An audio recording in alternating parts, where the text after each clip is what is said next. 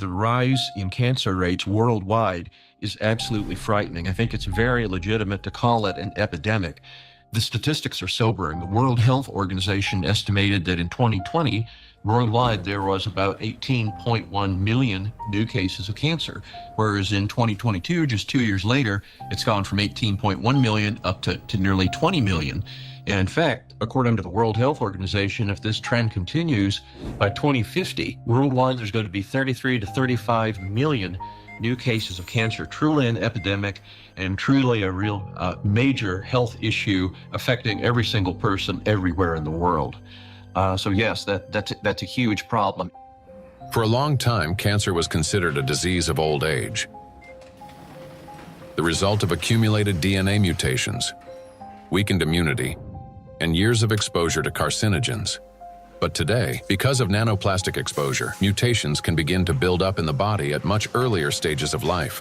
There's an increased rate of cancer worldwide in children and also in people much younger than I used to see. So what's going on now is that we're having a rise in people getting cancer, children, young adults, and it's probably not due to smoking or alcohol or anything. There seems to be something else, something in the environment that is causing this cancer at an alarming rate, and it's getting worse. So a very serious problem, yes. And again, one of the possibilities that could be accounting for this, we'll be talking more about it, is indeed nanoplastics.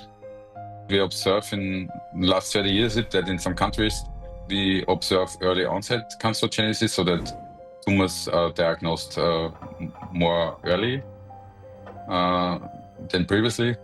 So that was like colorectal cancer are observed earlier and diagnosed earlier than 30 years ago in average. A key role in tumor development may be played by mitochondrial dysfunction, caused by exposure to nanoplastics.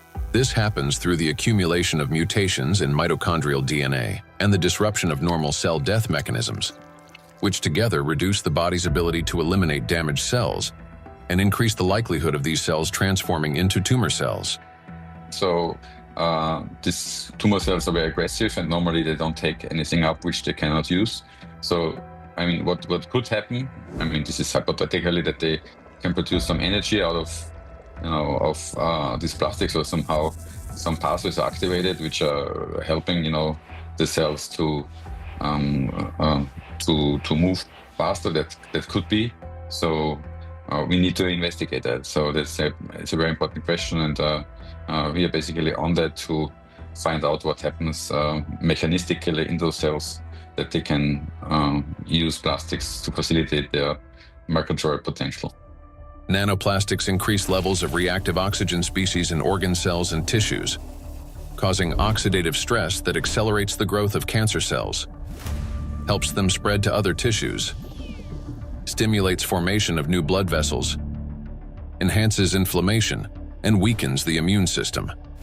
Moreover, the high level of oxidative stress caused by electrostatically charged nanoplastics promotes the survival of tumor cells and reduces their sensitivity to therapy, making malignant cells more aggressive.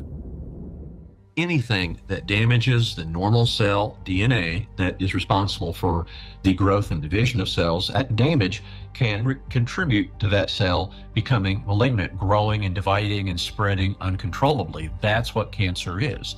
And that is certainly a concern about the effect of nanoplastics. And then above and beyond that, because nanoplastics affect so much of the cell's function, the oxygenation, the ability of a cell to function, above and beyond that, I'm concerned as a doctor that treats cancer that nanoplastics may be reducing the effectiveness of our cancer treatments. I'm a physician that treats cancer with radiation therapy, so I am concerned about nanoparticles adversely affecting the use of radiation therapy to control cancer.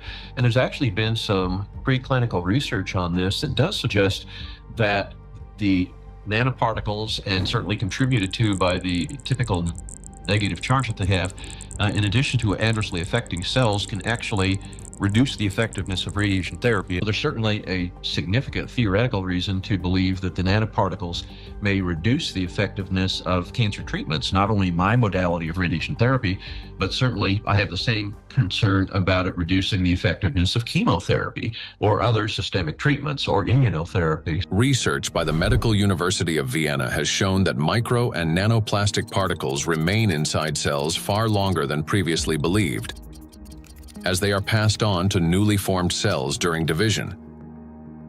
In addition, there are also early indications that these plastic particles may play a role in tumor metastasis. So that's one of the problems, that the tumor grows very quickly and then also disseminates. And what we observed is that these particles are kept by the cells even after cell division, and then they are helping the cells to migrate quicker, so they can move quicker. And that's a property which we also observe in tumor cells when they are in the body, so that they can move to other places and even metastasize. And so we have to assume that also in the body, that these tumor cells can basically use those plastics to proliferate and move around in the body. When I came to this plastic topic, I thought myself, that this is, we introduce here material which is potentially toxic, potentially accumulating over the years, over the decades of the centuries, so maybe for a very long time, affecting our health, but also the evolution. I not only mean the cancer evolution of how cancers originate, but even the evolution of new species and the evolution of the whole ecosystems. Nanoplastics affect every system in the human body. They act as a trigger, setting off a cascade of processes that lead to serious illnesses, all because of their electrical charge. Today, we know that nanoplastics play a significant role in the development of conditions that have become the leading causes of death worldwide.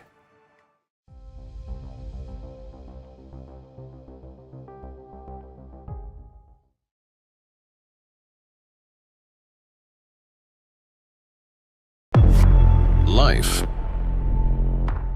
begins with an impulse.